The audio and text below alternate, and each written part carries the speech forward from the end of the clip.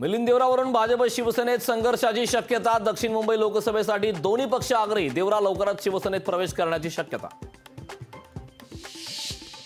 पुणे लोकसभेसाठी आमदार रवींद्र धंगेकर ही इच्छुक। पक्षाने संधी दिल्यास नक्की लोकसभा लढणार, धंगेकरांनी व्यक्त केली इच्छा।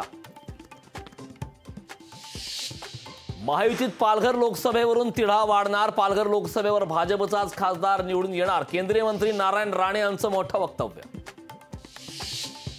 राज्यात लवकरच राजकीय भूकंप होणार। महायुतीत अनेक मोठे नेते येणार आहेत। भाजप नेते चंद्रशेखर बावनकुळेंचा गौप्यस्फोट।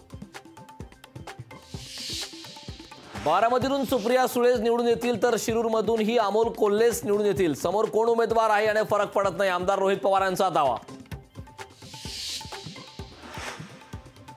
अटल सेतूमध्ये अटलजींचा फोटोच नव्हता। राम मंदिरमध्ये तरी रामाची मूर्ती असेल ना। पंतप्रधान मोदींना उद्धव ठाकरेंचा खोचक टोला।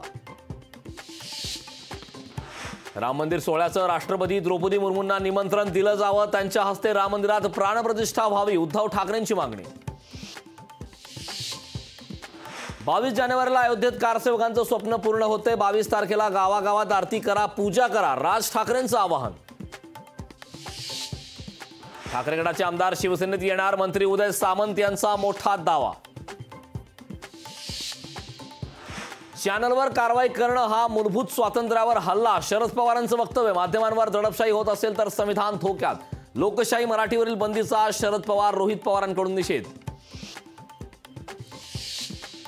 शिवसेनेचं नाव आणि चिन्ह आपल्याकडेच राहणार। निकालानंतर विरोधकांचा थैथयाट। विरोधकांचं पाणीपत होणार। मुख्यमंत्र्यांचा विरोधकांवर हल्ला बोल।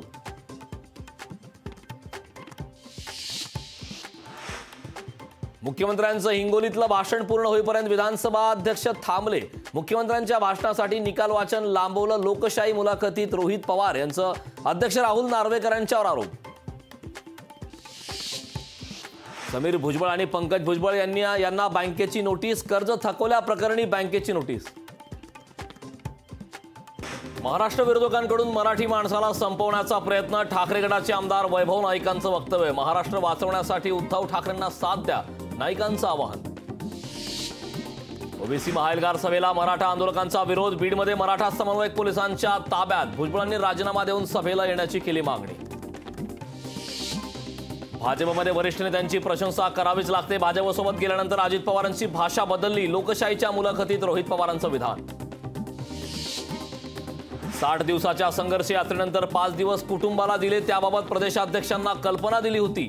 शिर्डी शिबिरातील गैरहजेरीवर रोहित पवारांचं स्पष्टीकरण। गर्दी कमी झाली की अयोध्येला दर्शनाला जाऊ। माझ्यासाठी धर्म आणि अध्यात्म वैयक्तिक गोष्ट, त्याची कधी जाहिरात करत नाही, रोहित पवारांचं भाजपला टोला। तरुणांना न्याय मिळत नाही तोपर्यंत लढत राहणार सरकार। युवा पिढीला गांभीर्याने घेत नाही, हे गंभीर, रोहित पवारांची सरकारवर टीका। केंद्रीय मंत्री ज्योतिरादित्य शिंदेंकडून विठ्ठल रुक्मिणी मंदिराची स्वच्छता। हातात झाडू घेऊन मंदिर परिसरात केली स्वच्छता। राम मंदिर सोहळ्याचे अमेरिकेत झळकले होर्डिंग्स। रामललाच्या प्राणप्रतिष्ठा सोहळ्याचे 40 होर्डिंग्स।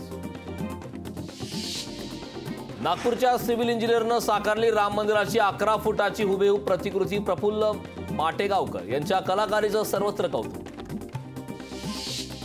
राज्यात कोरोनाचे आढळले 95 नवे रुग्ण। सक्रिय रुग्णांची संख्या 773 वर पोहोचली। नागरिकांना काळजी घेण्याचं प्रशासनाचं आवाहन।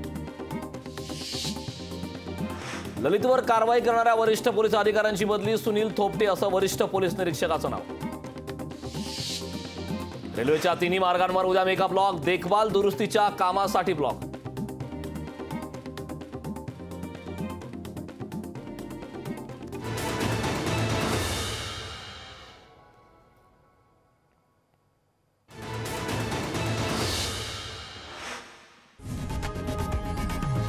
लोकशाही मराठी ऐका, पहा, जागरूक रहा।